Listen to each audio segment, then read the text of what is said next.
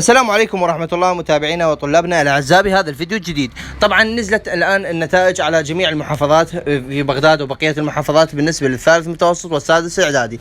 راح تنزل تباعا، فأنتم اشتركوا في قناتي أستاذ حسين القريشي على التليجرام، واللي ما عنده تليجرام يقدر يتواصل عبر رقم الهاتف وادز له نتيجة عبر الواتساب. فإن شاء الله ماكو أي شيء، تقدرون تشاهدون نتائجكم بإذن الله من خلال قناة التليجرام اسمها أستاذ حسين القريشي، واللي رابطها موجود في خانة التعليقات، التعليق المثبت. اشترك في القناة وفعل الجرس حتى يصلك كل ما هو جديد. رابط النتائج مثل ما تلاحظوا على جوجل درايف، انها تحولونها مباشرة، تضغطون على السفاري، كل النتائج على النت. اخواني راح اقول لكم على شيء باذن الله خلال الساعات القادمة راح تنزل كل النتائج، فانتم انتظروا واشتركوا في القناة وراح يجيكم التحديث اول باول. الان نزلت الرصافة الثانية مثل ما تلاحظون هنا قدامكم، هنا هاي الخارجين والخارجيات مثل ما تلاحظ.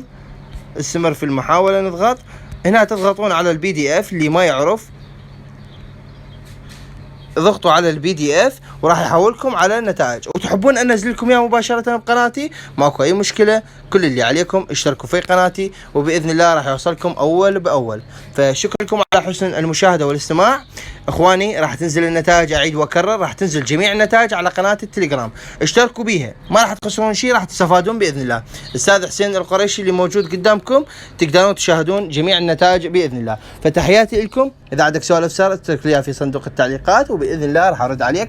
تحياتي لكم، مع الف سلامه.